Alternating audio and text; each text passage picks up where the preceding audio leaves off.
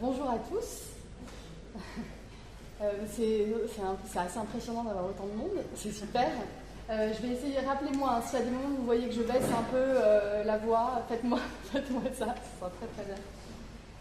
Alors, juste une toute petite chose, vous voyez que j'ai des notes. La conférence que je vais vous présenter est écrite, néanmoins, je vais faire attention à ne pas avoir le nez sur mon papier, mais je vous dis ça parce qu'en fait, il y a beaucoup de choses dans ce que je vais vous dire. Le langage, la précision du langage est très importante, et c'est pas que c'est pas que j'ai pas envie de m'adresser à vous de manière plus spontanée, c'est que c'est très important pour moi aussi de pouvoir travailler avec des mots spécifiques, et vous comprendrez, le travail, en particulier le travail que je vous présente aujourd'hui, est un travail d'une construction théorique dans lesquelles justement la place des mots et des questions de définition, de redéfinition des mots joue un rôle important, d'où aussi l'importance pour moi, peut-être pas tout le temps, mais à certains moments de me référer à quelque chose qui est écrit et pas seulement de me reposer sur ma parole improvisée ou spontanée. Donc en tout cas, je vous préviens parce que je pense que c'est quelque chose à laquelle on doit être sensible quand on est spectateur d'une conférence de ce type. Et c'était important pour moi de vous le dire. Alors juste quelques mots sur le contexte. Moi je suis commissaire d'exposition et c'est lors de précédentes discussions avec Émilie Renard qui ne concernaient pas directement cette exposition, mais où j'ai évoqué avec elle mes recherches de thèse. Je viens de terminer mon doctorat. Et je pense que ça a fait, les discussions qu'on a eues ont fait leur chemin dans l'esprit d'Émilie, et qu'elle a souhaité, elle m'a proposé d'aborder avec vous ce point spécifique de mes recherches en écho avec l'exposition Hyper-Normandie de Pierre Joseph. Donc la question que je vais traiter aujourd'hui pendant cette conférence, donc on a intitulé La passivité, un concept révisé et augmenté. Ce n'est pas ma thèse, enfin ce n'est pas le concept de passivité n'est pas l'objet de ma thèse. Mais c'est un concept qui a joué un rôle très très important dans le contexte de ma recherche, et j'espère que ça deviendra plus clair au cours de la conférence. Donc je vais débuter cette conférence en posant une question un petit peu rhétorique. Pourquoi s'intéresser au concept de passivité ? Quel contexte institutionnel, quelles normes seraient concernées par la tentative de remettre en question notre compréhension de ce terme et ce qu'il sous-entend vis-à-vis des pratiques. Vous allez voir qu'on va pouvoir, c'est ma volonté, s'en servir de ce concept dans différents contextes, mais toujours vis-à-vis d'un certain nombre de pratiques. Et ça va aussi s'éclaircir au fur et à mesure de la conférence. Tentons d'ores et déjà d'en donner une définition quotidienne de ce terme de passivité, c'est-à-dire tentons d'exprimer ce que pour chacun de nous, ce terme évoque immédiatement dans le contexte du langage, et d'un langage qu'on va désigner, sans que ce soit péjoratif, comme ordinaire. Pour cela, nous pouvons lui associer d'autres termes, et je vous avoue que je m'appuie tout simplement sur des définitions de dictionnaire. Donc on pourrait dire que la passivité, c'est synonyme de ne pas agir par soi-même, de ne pas accomplir une action, de subir, de manquer d'énergie, de ne pas réagir. On lui associe aussi les termes d'inertie ou d'apathie. À la lecture de ces associations, on ne peut s'empêcher d'associer la notion de passivité avec des situations plus spécifiques, des formes de domination à travers lesquelles l'individu dit passif est celui qui est dominé, forcé, contraint. L'idée d'être possédé physiquement, mais aussi mentalement, ce qui peut suggérer un embrigadement sectaire, aussi bien que des désordres de type psychique ou moraux. Dès lors que je tente de définir ce terme de passivité, je me trouve bien en mal d'éviter d'envisager ce concept sans le poids d'un attirail idéologique qui me paraît, pour ma part, bien suspect. La domination, la pathologie, la déficience, la moralité. En tant que femme, en tant que commissaire d'exposition, en tant que chercheur, j'ai à maintes reprises été conduite à remettre en question, voire à démanteler des approches pratiques et théoriques, imposant des normes, ces normes, qui visent à affirmer la suprématie d'un groupe sur un autre ou d'un ensemble de valeurs sur un autre. Des normes qui nous encouragent fortement à accepter un tri à la fois discipliné et disciplinaire, qui nous dirait ce qu'il faut voir, ce qu'il faut croire, savoir ou faire, ce qu'il faut penser ou dire. Donc, confrontée à la question de la passivité, j'ai eu l'impression d'être nettement du mauvais côté de la barrière, du côté des vaincus, des dominés, des déficients, des inactifs, des bons à rien. Cette triste liste pourrait être encore bien longue. Dans le contexte politique et économique actuel, elle a aussi une résonance très particulière. Cela m'a donc posé un problème, car par ailleurs, différentes expériences auxquelles j'ai été directement confrontée dans le contexte de ma propre pratique de commissaire d'exposition m'ont mise face au contraire à des formes de passivité qui m'ont semblé intéressantes, voire importantes. Ce sont ces formes de passivité que je vais tenter ici d'introduire comme un ensemble complexe de propositions qui ne créent pas un ensemble de propositions cohérentes, mais au contraire, finalement, font émerger des contradictions, des paradoxes, et ne permettent pas simplement d'ériger une pensée monolithique de la passivité contre une pensée de l'activité. C'est là peut-être ce qui est le plus passionnant dans la possibilité de penser la passivité. La passivité ne s'oppose pas à l'activité. Elle ne la précède pas non plus dans le temps chronologique. La pensée de la passivité est paradoxale. Ce terme paradoxal est le premier terme qui va nous permettre de nous engager dans une réflexion sur la passivité, car ce terme est essentiel dans la première expérience qui m'a mise face à la question de la passivité, c'est la pratique de l'hypnose.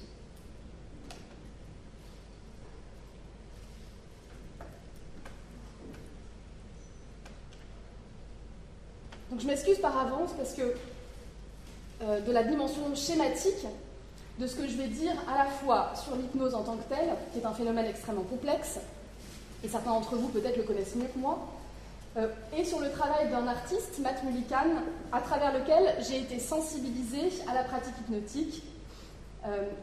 Je m'en excuse parce qu'en fait la nécessité d'être concise impose une certaine forme de simplification. Donc nous sommes en 2007 à Londres. Je travaille alors comme assistante commissaire à la Tate Modern pour le programme de performance. Une performance sous hypnose de Matt Mullican est programmée et je travaille avec lui et son équipe pour la mise en œuvre de l'événement. À ce moment-là, je ne connais pas très bien son travail, mais cette performance a un impact très fort. C'est une rencontre complexe, car elle est à la fois de nature artistique, mais aussi de nature psychologique. L'état dans lequel l'artiste se trouve pendant la performance m'interpelle profondément quant à l'impact de l'hypnose sur sa psyché. Alors je vous montre ici deux images. Ça aurait été intéressant de montrer des éléments vidéo, mais encore malheureusement on manquerait de temps. Mais je vais essayer de vous en dire quelques mots quand même. Mullican apparaît en effet très perturbé lorsqu'il se trouve sur scène en état d'hypnose. J'insiste sur la combinaison de deux états. Sur scène d'une part, en état d'hypnose d'autre part. L'état hypnotique n'est pas du tout un état que l'on pourrait définir une fois pour toutes en pensant qu'il serait commun à différents individus.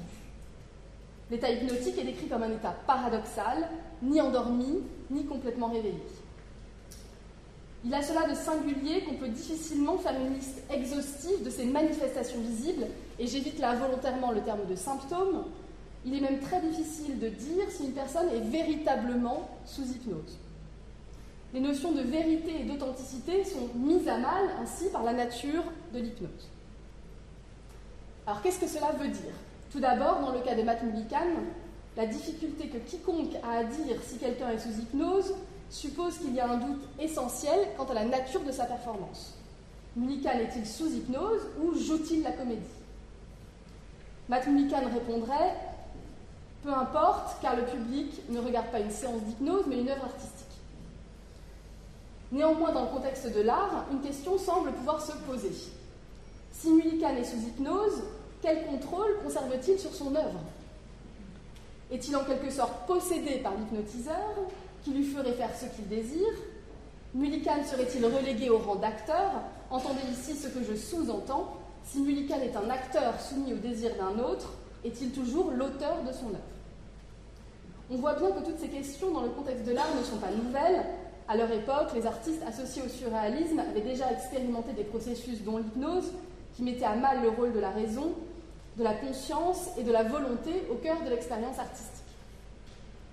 La dimension romantique de cet héritage surréaliste, à travers lequel l'art prend le parti de ce qui serait au-delà, l'excès, la folie, ou en deçà, l'inconscient, les pulsions de la raison et de la conscience, n'est pas complètement étranger à l'œuvre de Mullican, mais cette dernière se place ailleurs, dans une exploration de la fiction et des processus d'identification qui sont justement communs à l'acteur de théâtre et à l'enfant.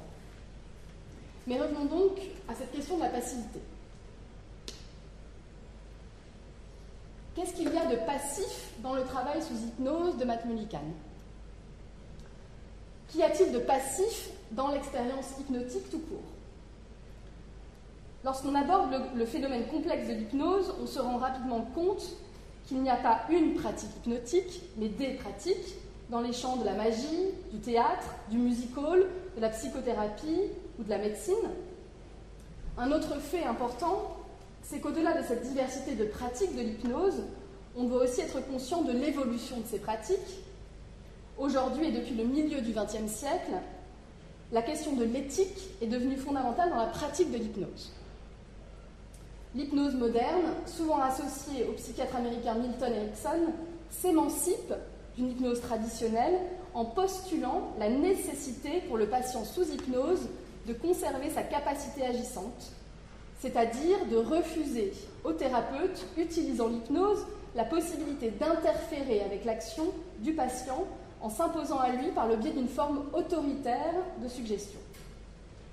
Partant de là, on pourrait donc dire que dans le contexte de l'hypnose, l'action de l'hypnotiseur sur l'hypnotisé offrirait au moins deux directions bien distinctes pour penser la manière dont un individu interfère sur l'autre. D'un côté, l'hypnose traditionnelle supposerait que l'hypnotisé n'agit pas par lui-même, on est renvoyé directement à notre première définition ordinaire de la passivité.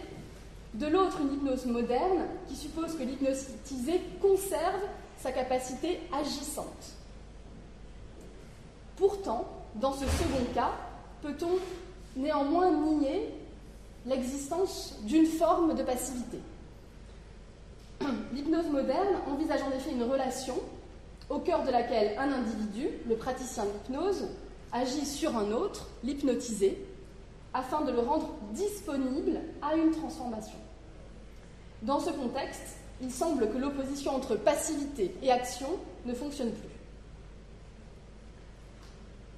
Donc je passe rapidement, mais je voudrais maintenant mettre en avant l'apport philosophique qui a joué un rôle crucial dans mon exploration de la passivité en relation à l'hypnose. En 1984, le philosophe Jean-Luc Nancy contribue à un ouvrage collectif qui s'intitule « Hypnose au pluriel », aux côtés du philosophe et historien de la psychanalyse Mikkel Borch-Jakobsen et de l'historien de l'art Éric Michaud. Dans leur introduction commune, j'ai soustrait 3 citations qui me semblent importantes pour un peu circonscrire des aspects importants de leur remise en question de l'hypnose et de la passivité. Nous parlons d'une limite, une limite de la conscience, du rapport de l'individualité, du pouvoir, de la pathologie, etc. C'est que dans l'hypnose, il s'agit d'une démultiplication ou d'une dissociation de l'identité, de l'activité, de la propriété, ou encore du désir, de la volonté, de la présence. Nous interrogeons seulement ce qui, de la passivité ou d'une passion plus archaïque encore que celle qui est en jeu dans le couple actif-passif, affleure autant dans le procès-verbal de l'analyse que dans le discours de la philosophie, dans l'épreuve de la pensée, dans l'expérience de la singularité et de la communauté. Limite, démultiplication, dissociation, ces 3 termes montrent bien en quoi une pensée de la passivité met à mal un édifice normatif au cœur duquel se trouvent les notions de conscience, d'individu, d'activité, de pouvoir et de propriété. Pour Nancy, l'hypnose met à jour une pensée de la passivité qui ne s'accommode pas facilement de cette construction normative. Nancy écrit, et là j'ai encore une fois mis en exergue 4 citations courtes.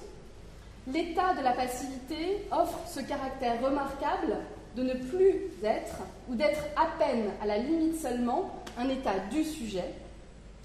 S'il est ainsi en présence, le sujet, c'est comme une pure présence qui n'a pas pour soi de présent et ne se présente ni représente rien, seulement offerte à la représentation de l'autre. La passivité n'est en fait que cela, qu'il lui arrive quelque chose d'ailleurs de l'autre, qu'il lui arrive du différent. La passivité n'est pas la propriété d'être passif, et par exemple de se laisser donner ou imprimer telle ou telle marque. La passivité ne fait rien, pas même sur ce mode du faire qui serait encore celui de se laisser faire. La passivité n'est pas individuelle, on peut être actif seul, mais on ne peut être passif qu'à 2 ou plusieurs. La passivité est de l'individu, ce qui tremble et s'écarte de lui, l'écartant de soi, l'espaçant d'un battement.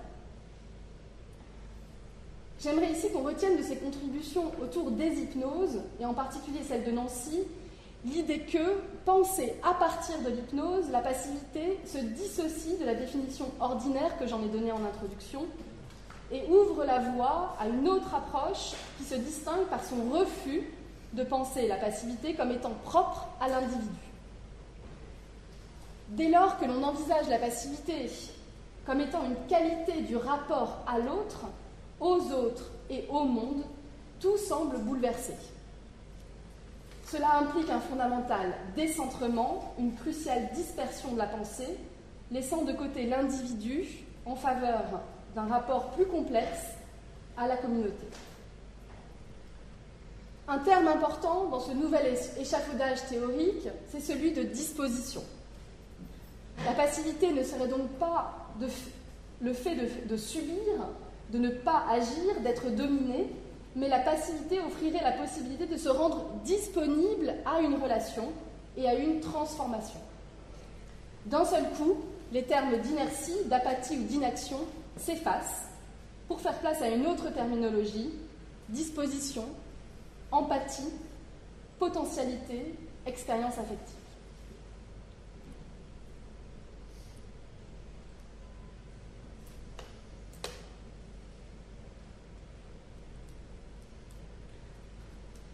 Donc je pense que c'est, en tout cas j'espère que c'était clair, ce moment de l'hypnose a été pour moi un moment vraiment inaugural et charnière dans une prise de conscience d'une question de la passivité, mais ma trajectoire de recherche s'est poursuivie finalement afin de tenter de voir si cette question de la passivité qui s'ouvrait dans le contexte de l'hypnose et dans le contexte de pensée qui était proche de l'hypnose allait pouvoir se retrouver dans d'autres types de pratiques et se révéler aussi pertinent dans d'autres contextes.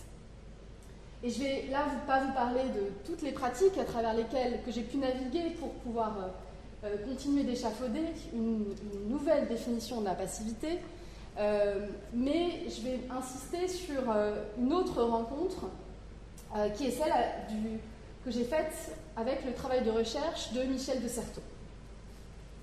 En particulier, le travail de Michel de Certeau sur les pratiques mystiques. Dans ce contexte, la question de la passivité a agi à 2 niveaux. D'un côté, la question de la passivité se pose dans les pratiques mystiques elles-mêmes, telles que Michel de Certeau en a fait un objet de recherche.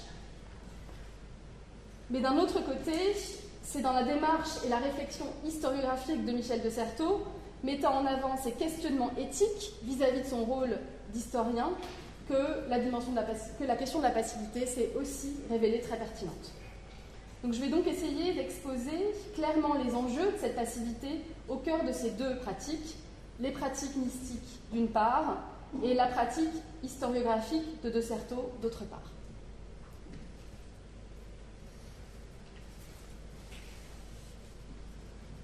La mystique fait d'abord référence à des trajectoires individuelles comme autant de modes de discours ayant à leur époque investi de manière très singulière l'utilisation du jeu dans l'écriture.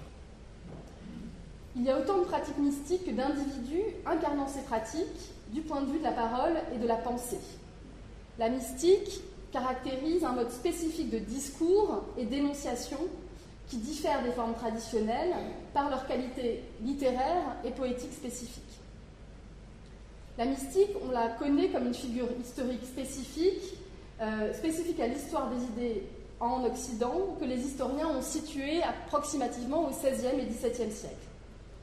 Michel de Certeau reconnaît néanmoins que la mystique, en tant qu'objet de recherche, ne cesse d'excéder le cadre de l'analyse et défie finalement toute tentative de fixer scientifiquement cet objet.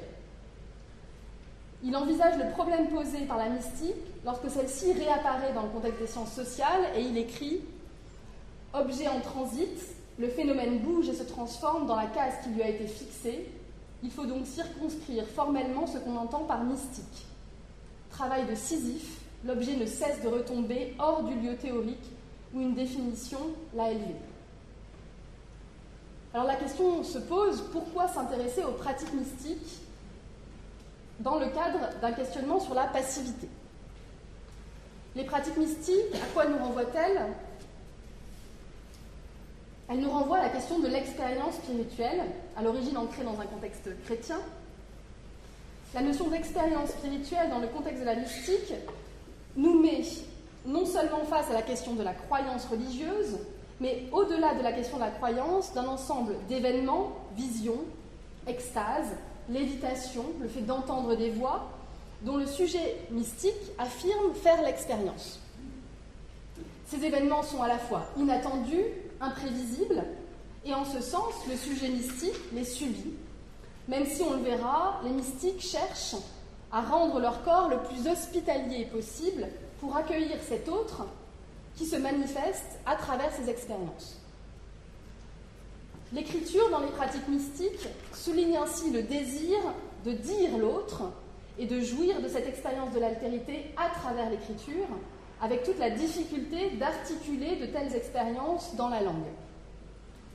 L'écriture mystique se caractérise ainsi par son effort de sobriété et de dépossession, de sorte qu'elle puisse transformer le corps du mystique en un lieu vide qui puisse accueillir l'étranger.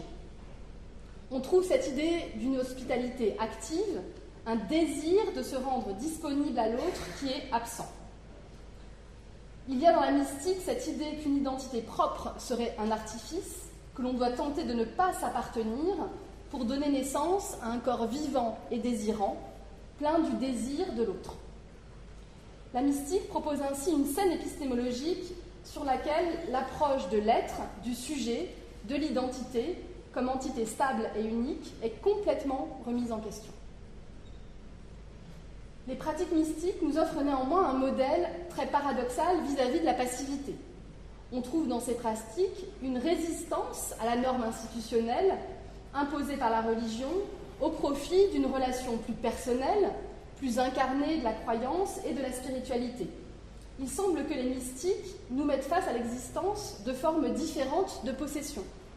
D'un côté, l'assujettissement à la norme serait ainsi mis face à une forme d'hospitalité spirituelle active, à travers laquelle le sujet s'expose à une prolifération de contagions, d'altérations et de déplacements.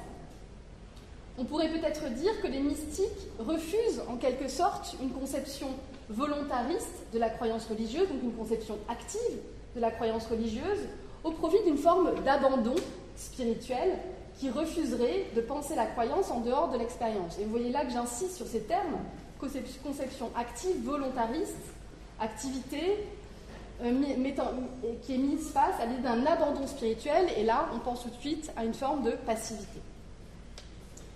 J'aimerais insister ici sur l'importance de cette notion d'expérience et aussi sur le caractère expérimental de la pensée mystique que Michel de Certeau a largement mis en lumière. L'expérience mystique n'entretient finalement de lien direct ni avec la foi religieuse, ni avec la raison scientifique.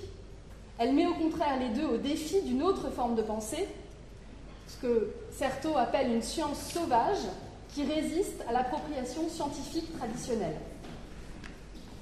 La mystique nous ramène plutôt à la complexité de l'incarnation. On retrouve par ailleurs chez Jean-Luc Nancy une tentative similaire d'affirmer la singularité de l'expérience du corps. Et je vous donne sa citation ici. Le tout de l'expérience est là, in nuce, dans l'expérience du corps, dans l'expérience que le corps est. L'âme est un nom pour l'expérience que le corps est. Experiri, en latin, c'est justement aller au dehors, sortir à l'aventure, faire une traverse, sans même savoir si on reviendra. Un corps, c'est ce qui pousse les limites jusqu'au bout, à l'aveuglette, en tâtonnant, en touchant donc. Dans la conception que je tente de vous proposer ici du concept de passivité, la notion d'expérience, au sens que donne à la fois Michel de Certeau et Jean-Luc Nancy, est vraiment cruciale. Dans cette conception de la passivité, il y a l'idée de passer, de s'aventurer, d'errer, en se souvenant que le verbe errer partage la même étymologie que le mot erreur, d'errer à l'aveuglette et ainsi de s'écarter de la norme. On pourra dire que tout cela n'a rien de passif, mais il est nécessaire de rappeler que l'enjeu ici est de s'écarter de cette définition ordinaire de la passivité pour explorer ce que la passivité peut proposer comme mode de pensée et de vie qui diffère d'une pensée disciplinée et rationnelle de l'activité.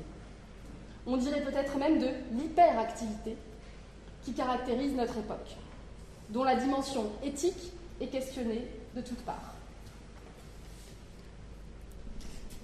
Dans sa pratique d'historien, Michel de Certeau lui-même réfléchit aux enjeux scientifiques et éthiques impliqués dans l'acte d'écrire l'histoire de sujets absents et d'événements dont on n'a pas fait l'expérience. Il met en avant une notion essentielle d'altération de la subjectivité dans la tentative de rentrer en contact, d'aller à la rencontre de l'altérité dans son objet de recherche. Pour Michel de Certeau, l'historien est fondamentalement altéré par son œuvre, dépossédé de son identité, alors qu'il prend en charge la responsabilité d'écrire l'histoire d'un autre, des autres. Il va également mettre en avant la notion de dette vis-à-vis de l'histoire, nous invitant ainsi implicitement aujourd'hui à réfléchir au statut de l'auteur et du chercheur vis-à-vis de la notion de propriété intellectuelle, qui émerge dans les années 1960. Curieusement d'ailleurs, en comptabilité, ce qu'on appelle le passif correspond à ce que doit une entreprise en opposition à ses actifs. Dans le travail de cet historien, dont un des ouvrages célèbres concerne la fameuse possession de Loudun, un concept important vis-à-vis d'une recherche sur la passivité émerge, c'est le concept de dépossession.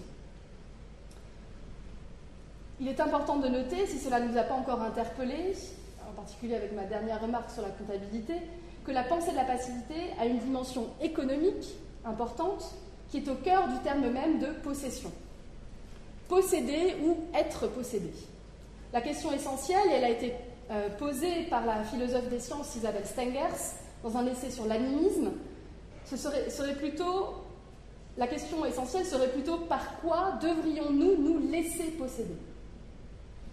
Le terme de dépossession, qui a récemment été au centre des échanges entre la philosophe américaine Judith Butler et la philosophe grecque Athéna Athanasiou, a beaucoup à voir avec le terme de passivité, car ils comportent tous deux une ambiguïté essentielle dans la mesure où ils font apparaître une menace. En effet, être dépossédé nous fait immédiatement penser à des actes violents et nuisibles exercés par les uns sur les autres, souvent plus vulnérables. On pense à être dépossédé de sa terre, de ses biens, de ses droits, de ses libertés. C'est indéniable, la dépossession ainsi définie est condamnable.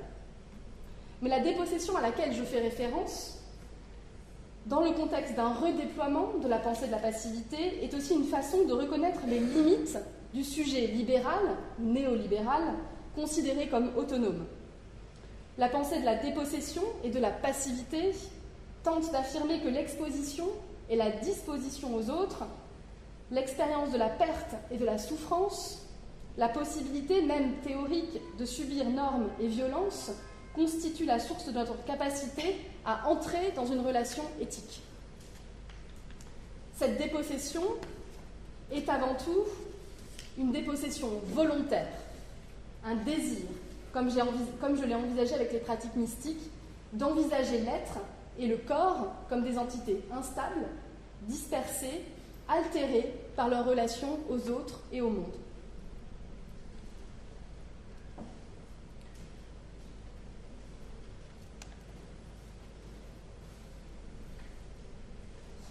Je vais envisager maintenant la dernière partie de cette intervention, qui en fait va maintenant déplacer cette question de la passivité au sein de la pratique qui, moi, m'a concernée dans ma recherche et qui me concerne dans ma propre pratique, d'essayer de comprendre quels sont les enjeux d'une affirmation, d'une réappropriation de la passivité dans la pratique curatoriale, donc dans le fait d'exercer ce métier, alors qu'on va appeler maintenant curateur, pour éviter parfois de l'appeler commissaire d'exposition.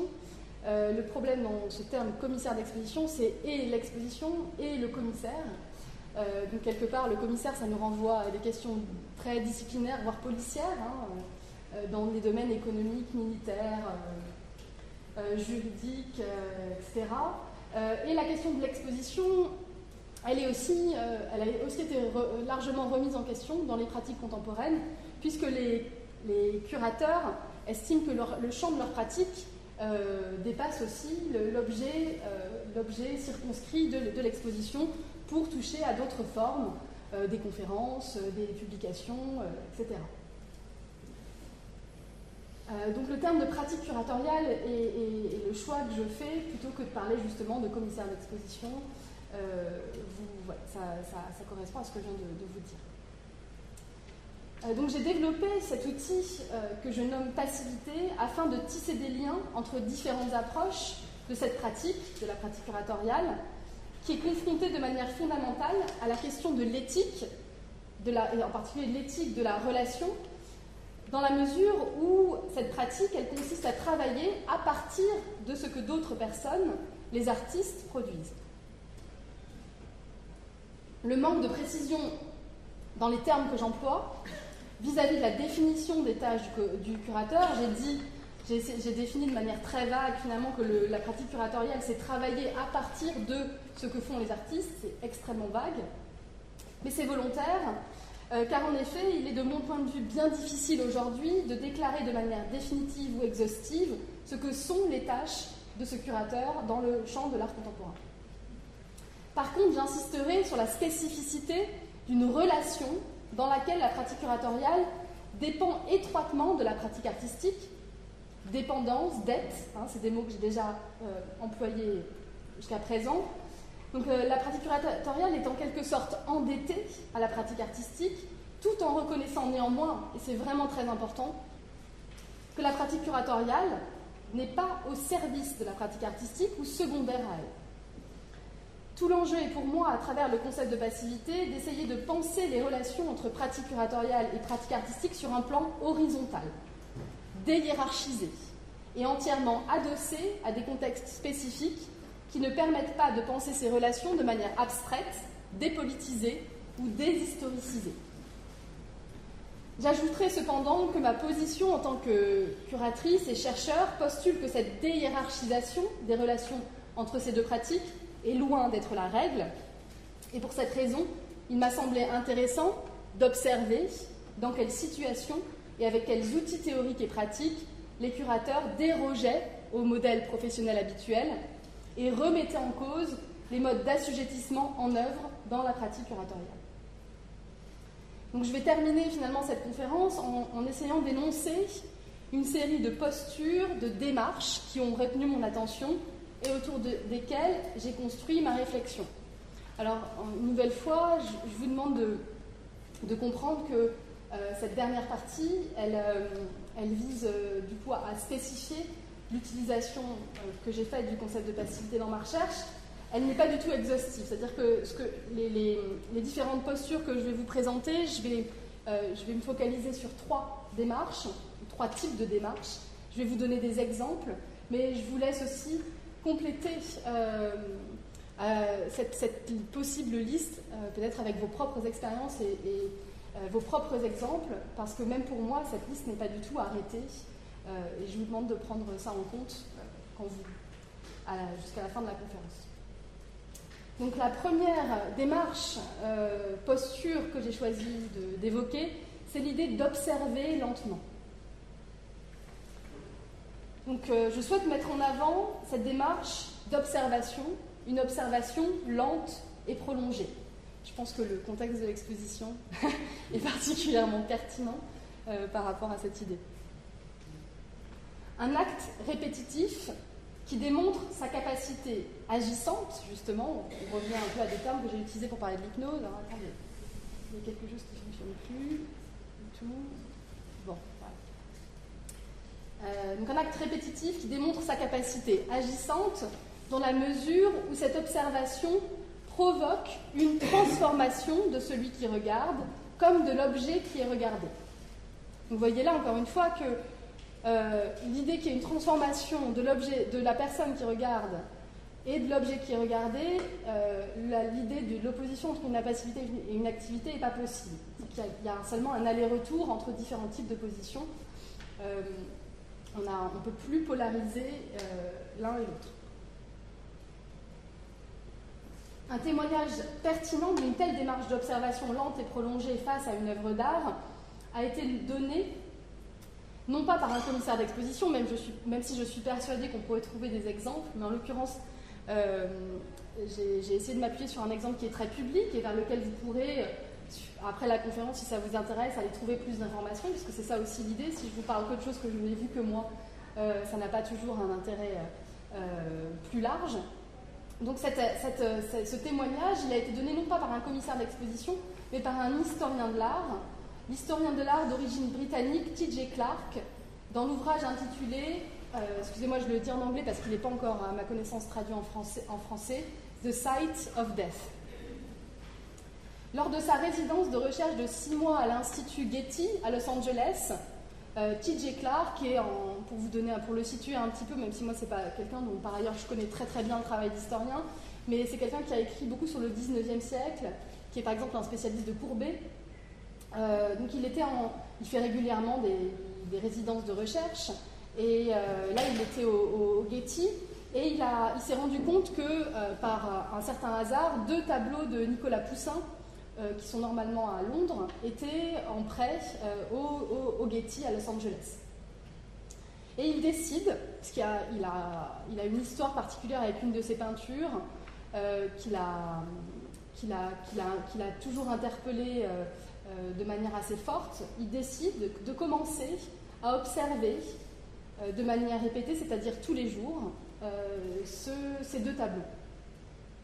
Et il choisit de transcrire par écrit ses réflexions quotidiennes sur les tableaux et de les enregistrer sous la forme d'un journal qui est publié sous le titre The Site of Death.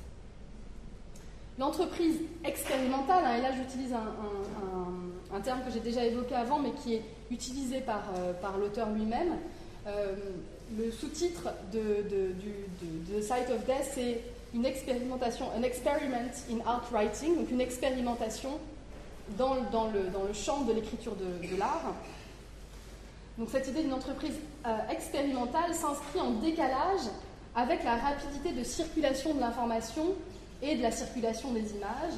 Sa démarche est ainsi critique, mais elle ouvre également à une autre manière d'écrire et de faire l'expérience de l'art, à une autre relation avec l'œuvre elle-même, inscrivant dans l'espace dédié à l'écriture de l'histoire une place pour le fantasme, pour un autre rapport à la vision et au langage, émancipé par rapport à la rationalité, au positivisme propre à la démarche scientifique historique, par rapport aussi au contrôle exercé par l'auteur dans le contexte d'une écriture critique traditionnelle, et surtout par rapport aux habitudes contemporaines de spectateurs qui ne donnent plus à la vision la temporalité nécessaire pour que les images se densifient et donnent à voir des éléments quasiment invisibles. Et ça, c'est vraiment quelque chose de très palpable quand on lit les entrées du journal de T.J. Clarke, à quel point finalement le tableau de Poussin, et je me souviens d'un article que j'ai lu qui rendait compte, qui écrivait en fait une sorte de critique littéraire sur le livre lui-même, qui disait, cette critique, elle disait, j'ai fait l'expérience, je suis retournée voir le tableau de Poussin dont T.J. Clarke parle, et elle dit, je n'ai pas vu les 80% des choses qu'il voit dans le tableau. Et elle dit très, très bien, finalement, elle reconnaît vraiment sur le plan matériel que cette observation lente, prolongée, quotidienne, a permis à T.J. Clarke de voir des choses qui n'étaient pas dans le tableau ou qui sont dans le tableau mais qui ne sont pas visibles à un œil qui s'exercerait pour la première fois à regarder une image. Donc il y a vraiment quelque chose d'assez fascinant dans cette expérimentation. Et là, c'est plus de l'ordre de l'anecdote, mais je me souviens, il y a pas mal d'années, je travaillais avec une commissaire d'exposition qui s'appelle Anne de Mister à Amsterdam, et elle me dit « Ah, mon compagnon qui est lui conservateur, historien d'art, venait d'avoir un nouvel emploi au Rijksmuseum. Elle dit « C'est génial, son boulot, ça va être de passer des jours et des jours à ne regarder qu'une seule peinture. » Et je me souviens, elle, qui était une commissaire d'exposition dans l'art contemporain, s'extasier à l'idée que c'était peut-être possible de faire que son métier ne soit que de regarder une œuvre pendant une période prolongée, et comme c'est le cas pour T.J. Clark pendant 6 mois. Mais cette relation à la lenteur, à l'observation et à l'attention, si elle est rare dans le registre de l'exposition, moi je l'ai néanmoins expérimentée dans une exposition qui a eu lieu en septembre 2013 au FRAC-Franche-Comté et qui a été conçue non pas par un commissaire d'exposition mais par une artiste, l'artiste Béatrice Balcou. Donc là je vais vous montrer seulement deux vues de cette exposition. Cette exposition, elle a des caractéristiques assez spécifiques. Elle a été présentée dans l'interlude entre 2 autres expositions, brouillant les codes traditionnels qui régissent les espaces d'exposition en laissant les œuvres choisies, des œuvres de Manon Debord, Carole Douillard, Margé Friot, Laura Lamiel, Marie Lund et Béatrice Balcou elle-même, cohabiter dans les espaces dont le montage était en cours. En fait, la prochaine exposition qui allait ouvrir était déjà en cours de montage, et finalement Béatrice Balcou a souhaité inscrire sa propre exposition dans ce moment un petit peu entre deux types de temporalité, 2 types d'espaces spécifiquement. Si l'exposition ne durait que quelques heures, ce sont ces quelques heures, dans l'étirement de la durée de certaines œuvres et les occurrences répétées d'autres pièces, qui étaient néanmoins nécessaires à l'expérience proposée par l'artiste. Donc on a là, et là du point de vue de l'expérience que moi j'ai faite de ce projet, finalement, vraiment, on est mis face à la tentative d'offrir aux spectateurs une temporalité complètement différente dans la relation aux œuvres et à ce qu'on appelle aujourd'hui exposition. La deuxième posture ou démarche que je voudrais mettre en avant, et il y en a seulement 3, c'est ce que j'ai appelé la dispersion de la fonction d'auteur. Et là, je n'ai qu'un seul exemple, également choisi de manière extrêmement subjective, c'est le travail du commissaire d'exposition d'origine lituanienne, Raimundas Malasauskas. Donc cette dispersion, elle pourrait s'appréhender sous différentes formes. On peut penser à un va-et-vient entre différentes identités, par exemple l'usage de fausses identités, de noms inventés, d'alias. Et ça, c'est pas quelque chose de complètement nouveau, cette idée que des commissaires d'exposition pourraient se créer comme ça des fausses identités, s'inventer des pseudonymes. Et d'ailleurs, ce jeu sur la question de l'identité ne correspond pas toujours à une remise en question profonde du statut de l'auteur. L'exemple qui me vient tout de suite à l'esprit, c'est par exemple l'exemple de Jean Clair. Alors, je ne sais pas si vous connaissez ce nom, mais Jean Clair est un pseudonyme pour Gérard Régnier, qui était à l'époque conservateur au Musée national d'art moderne, au Centre Pompidou. Et là, dans ce cas-là, en tout cas, c'est mon point de vue, l'utilisation d'un alias n'avait pas du tout la volonté de remettre en question la question de l'auteur, bien au contraire, elle avait plutôt l'ambition de l'affirmer. C'est ce que je trouve intéressant finalement avec cet exemple beaucoup plus contemporain qu'est le travail de Raimundas Malasauskas. Ce qui m'a interpellée finalement dans son travail curatorial, ce sont les processus qu'il a mis alternativement en place pour travailler aux côtés des artistes, et en particulier en leur laissant une place déterminante dans la construction à la fois matérielle et conceptuelle des expositions dont il était désigné comme le curateur, et même dans le contenu des livres dont il était désigné comme l'auteur, laissant les artistes intervenir, interférer dans le processus de construction d'un livre ou d'une exposition dont il était l'auteur. Alors je vais vous donner un exemple assez rapidement.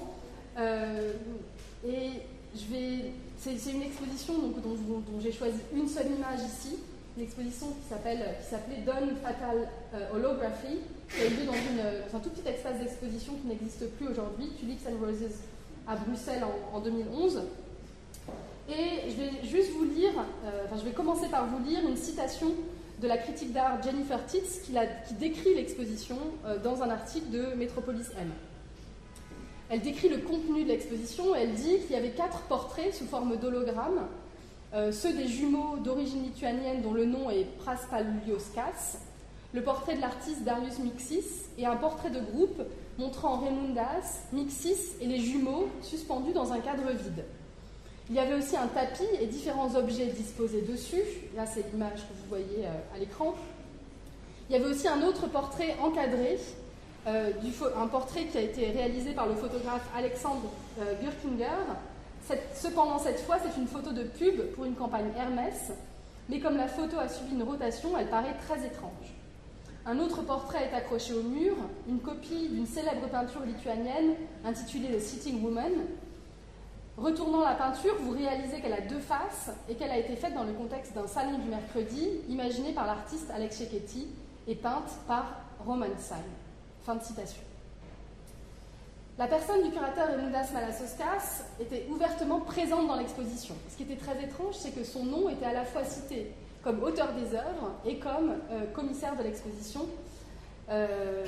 Et cette superposition, finalement, d'assumer à la fois la figure du commissaire et la figure de l'artiste, tout en faisant référence à une multiplicité d'acteurs, de contributeurs à l'exposition, crée une ambiguïté qui était assez déroutante vis-à-vis, justement, de cette fonction du curateur. Il y avait une ambivalence évidente entre la fonction du curateur et la fonction de l'artiste. Ces 2 figures semblaient se confondre sans qu'aucun signe ou déclaration explicite n'explique cette confusion. Cette exposition, elle tentait de créer un personnage utilisant une technique d'illusion, un personnage qu'on décrirait comme holographique. L'idée de départ de l'exposition était de se concentrer dans une seule image, d'imaginer, c'est une sorte un peu de vœu un peu pieux, puisque ça n'a pas complètement fonctionné, mais d'imaginer qu'une expo collective pourrait être paradoxalement indivisible. Qu'est-ce que, finalement, une question qui était posée, c'était qu'est-ce que serait une exposition collective dans laquelle on ne pourrait plus distinguer les différents auteurs. L'idée de l'hologramme, au départ, elle semblait séduisante. Alors, l'idée de l'exposition, au départ, elle était venue à Malasauskas après avoir visité le musée de l'holographie au MIT à Boston. Et il s'était dit, finalement, est-ce que l'hologramme ne peut pas être la solution pour créer cette exposition collective indivisible? Ce serait que l'hologramme pourrait finalement contenir un certain nombre d'éléments hétérogènes, mais n'être qu'une seule image. Mais il s'est rendu compte que finalement c'était contraire à l'idée même de l'hologramme, où en fait dans le concept de l'hologramme, on ne devrait plus pouvoir distinguer l'idée d'un extérieur et d'un intérieur. Raimundas a alors envisagé comment lui-même, en tant que figure du curateur, pourrait incarner l'hologramme et refléter un ensemble complexe d'idées, de questions et d'éléments matériels mis en avant par les artistes invités et par lui-même, suite à leur exploration des principes de l'holographie. Alors je sais que c'est peut-être compliqué, en particulier peut-être pour certains d'entre vous qui ne sont pas toujours très familiers avec l'art contemporain, mais je vais essayer de vous expliciter un tout petit peu plus la position que je vois à l'action dans le travail de Malasauskas, en particulier dans ce projet. Ce projet, finalement, qu'est-ce qu'il remet en question? C'est la position du commissaire comme position d'extériorité. Ce serait que le commissaire, quoi qu'il arrive, il serait en dehors, verticalement, horizontalement, peu importe. Mais ce qu'il remet en question, c'est au-delà de ces relations de hiérarchie, l'idée même que finalement, la position de commissaire, elle serait extérieure à l'exposition. Elle serait quelque part en dehors. On ne sait pas où, mais elle serait en dehors. Pour Malasauskas, au contraire, il y a cette tentative que la figure du commissaire d'exposition, elle soit remise à l'intérieur de l'exposition. Et dans ce contexte-là, il fait ça à partir de cette idée de l'hologramme et du personnage holographique qui finalement ne se situerait pas en compétition avec l'artiste, mais tenterait plutôt de déconstruire, de démanteler deux modèles institutionnels et du curateur et de l'artiste, et de les réunir dans une seule figure topologique qui ne serait plus ni l'artiste tel qu'on le connaît, ni le curateur tel qu'on le connaît, mais une autre figure. Alors la dernière, et je conclurai avec ça, la dernière posture qui m'intéresse ici, et je pense qu'elle est aussi très pertinente par rapport à l'exposition dans laquelle cette conférence s'inscrit, c'est finalement l'idée de renoncer à une expertise et à un savoir-faire. Alors c'est quelque chose que Émilie a évoqué tout à l'heure aussi quand elle parlait du rapport entre pratique professionnelle en photographie et pratique amateur. C'est exactement finalement la même problématique qui se pose dans le cadre du commissariat d'exposition. Et l'exemple qui me semble pertinent pour parler de ça, c'est la commissaire d'exposition Anna Colline, qui est d'origine française, mais qui a été formée à Londres. Et je pense que c'est important de comprendre ce qu'il y a de critique dans l'idée de renoncer en tant que commissaire à une position de compétence ou une position d'expertise. Puisque, alors peut-être que je vous donne des évidences, mais l'idée c'est pas de dire les curateurs en tant que tels n'ont pas d'expertise ou n'ont pas de compétences. Ce serait, on dirait alors que c'est-à-dire que c'est que des généralistes, des gens qui correspondraient finalement à ce modèle néolibéral du manager. Et alors je vais jouer l'avocat du diable, je pense que c'est une vraie problématique du monde de l'art contemporain aujourd'hui, que les commissaires d'exposition deviennent ce modèle néolibéral du manager. Mais moi, c'est pas exactement ça que je veux dire. Ce que je veux dire, c'est que quelqu'un comme Anna Colline, elle a une expertise, elle a des compétences bien précises, mais elle décide, dans le cadre de sa pratique, de réfléchir à ce que ça veut dire que de renoncer à cette expertise ou de renoncer à cette compétence. Et ça se retrouve dans son intérêt pour repositionner au centre de la pratique curatoriale la question de la recherche. Qu'est-ce que ça veut dire d'être chercheur? Alors je vous renvoie aussi à des choses que j'ai pu dire un peu avant dans la conférence, que la passivité c'était passer, c'était s'aventurer, c'était errer quitte à faire des erreurs. Ben, c'est exactement ça. On est vraiment dans cette problématique-là. L'idée de dire qu'est-ce que ça veut dire de toujours remettre en question son savoir, de toujours aller chercher, s'aventurer dans de nouveaux champs de savoir et de finalement toujours laisser derrière soi la compétence et l'expertise en faveur d'autres formes de travail qui vont nous mettre au plus près des choses qu'on ne sait pas, nous ramener toujours au plus près de la question de l'ignorance et finalement de se mettre dans une position parfois de faiblesse dans laquelle la relation à l'autre et la relation à tous les acteurs qui vont faire de l'exposition un moment public va être différente, va être transformée, va être remise en question. Et je pense que c'est très important.